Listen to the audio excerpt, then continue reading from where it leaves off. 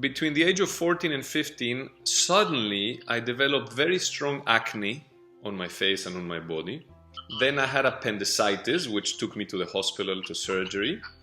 And just a few months after, I also had an inguinal hernia that also took me to the hospital, like in a very short time.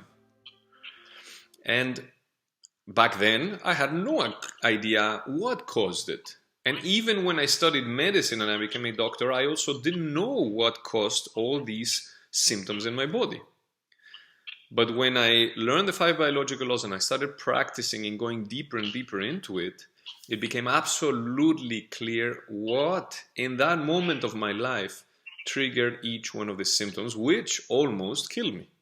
I learned after many years of meditation and therapy and working with myself, I learned how it was a very unique traumatic experience I had when I was 14 years old, where I felt really humiliated, betrayed, and many other emotions, and I was completely alone. I had really no help, nobody to share with, nobody to express what I was going through. So this very complex situation I lived with such an intense emotional component, everything stayed inside my system. And it started creating imbalances in these different organs that then gave me the symptoms. I'm just explaining it in general. I could give you a half an hour talk of exactly what happened, what feeling created what symptom. Now back then, of course, I went to the hospital, I had 2 surgeries, so medicine really saved my life. So medicine is also very valuable.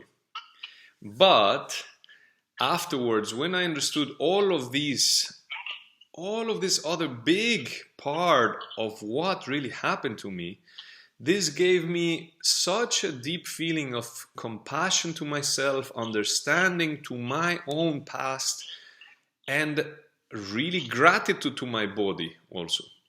So, and of course, I learned a lot from that because there are very strong situations I experienced, which later on also reflected in many things in my life. So it gives a much, much deeper healing when we really understand all of this.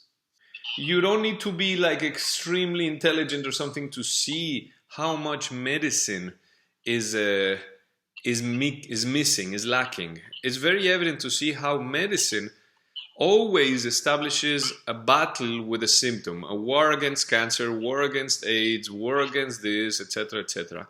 Yet it never cures it. It keeps attacking with medications and this and surgery and all the time the same. But people don't get healthier. People, as a matter of fact, the more they take conventional medicine, they get sicker and sicker. So people eventually just become conscious of this and they start looking for other things. And then, of course, I have had many other symptoms in my body throughout my life. So I've explored every single one of them. And it becomes absolutely clear through this new approach what the body does. And then I started, of course, applying it with my patients, teaching it. So for like 8 years now, I teach this all over the world, which is what I call Bodhi Medicine. So he was one of these persons in the history of humanity that brings a completely new paradigm, in this case, to health, to the world of health. It's the same like Socrates or Jesus or so many other people in the history of humanity that when they bring a new paradigm, a new understanding of reality, society does not accept it, and usually they attack them or they even kill them. So this is exactly what happened to Dr. Hammer. So everything he discovered went a little bit underground for almost 20 years. And it started coming out around 2005, more or less.